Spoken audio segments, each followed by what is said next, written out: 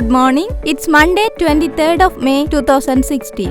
I am Darsha Ponnambalam and you are listening Athavan News. Let's take a look at the highlights of today's newspapers.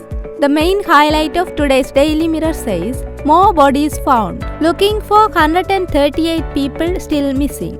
Rain expected today. Rescue workers led by the security forces recovered 8 more bodies from the landslide site at Aranayake yesterday, bringing the death toll to 24 in the Aranayake landslide alone. 138 people are believed to be buried at the site and the authorities are continuing their search for them. Rain brings positive results. Despite the inclement weather conditions breaking havoc, it has brought about positive results by filling Mayor Irrigation Reservoir, sufficiently making paddy cultivation feasible during the Jala season, officials said yesterday. All schools to reopen excepting 52 in Saprakamua province. All government and semi-government schools in the country will be reopened today, 23rd of May, except for 52 schools in the Saprakamua province, Education Ministry stated.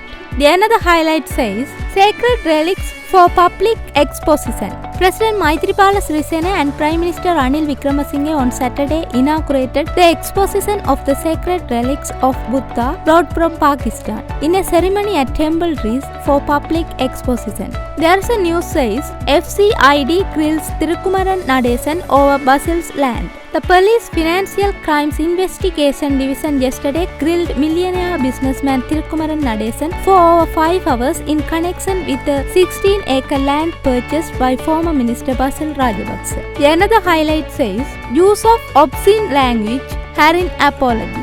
After Telecommunications and Digital Technology Minister Harin Fernando abused Joint Opposition MP Mahinda Ananda in obscene language, the parliamentary authorities have begun to consider amending the standing orders to ensure the dignity and decorum of the House.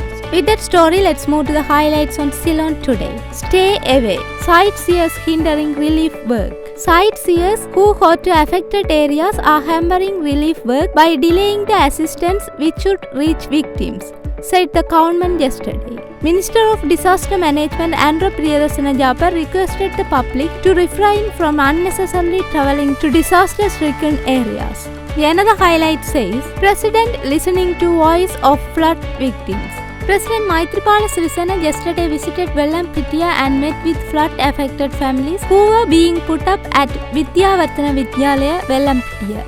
There's a news says, school as usual today. Education Ministry yesterday announced that all schools will be open for academic activities today apart from those which are still underwater and are housing flood-affected people. All 19 schools in Kolannava as well as another 37 schools in the Western Province will remain closed today and tomorrow. The Provincial Education Director Nimal Kunaratne told Ceylon today. He said this was mainly due to the schools being directly affected by the floods and some are being used as relief centers. The highlight at the bottom says, Jayalalitha to be sworn in as TN Chief Minister. Jayalalitha Jairam will be sworn in as Tamil Nadu Chief Minister before Governor K. Rosaiah along with her 28-member committee at the Madras University Centenary Auditorium today. She hauled on Rosaiah at the Raj Bhavan and submitted a letter informing him of her election as leader of the AIADMK legislature party on Saturday. Later, Rosaiah congratulated her and gave a letter inviting her to form the government.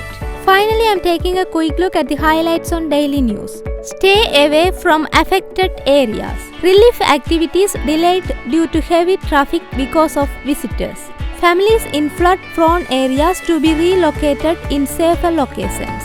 Defense Secretary Karunasena Kattiarachi yesterday urged politicians and other groups to refrain from visiting affected areas since the President and the government will look after the affected people and provide relief assistance to them. I also informed the Inspector General of Police not to allow politicians to visit the affected areas. The officials engaged in disaster relief operations should be allowed to do their job without hindrance, he told the media at the Disaster Management Center yesterday. The another highlight says, the Sri Lanka Air Force continued rescue operations and providing relief aid to victims in Kalaniya, Biyakama and Kirindiwala areas by airlifting dry rations and cooked meal in Well 2 and 2 Bell 412 and Mi-17 helicopters. A critical card patient was also airlifted from Ranelagh to Colombo for immediate treatment. Another highlight says, Kalani water level gradually receding. The water level of Kalani river is gradually receding. It will be back to normal within the next 3 days if there is no heavy rainfall in the catchment areas, an irrigation department sources said yesterday. There's a news says, affected students can attend school in casual attire. Students affected by the adverse weather conditions experienced throughout the country will be allowed to attend schools in casual attire for a few days considering the difficulties faced by them. The highlight at the bottom says, Vesak in Jaffna. Large crowds visited the Vesak zone in Jaffna. The Vesak zone in Jaffna, located at the municipal grounds, was organized by the security forces under the guidance of the Northern Governor's Office. The Vesak zone included pandals, lanterns, bhakti ghee and dancer. Governor Reginald Kure, Jaffna Security Forces Commander Major General NUMW Senanayake and District Secretary Nagalingam Vedanayakam opened the zone. That's all for today's newspaper highlights, and join us tomorrow too. Thank you.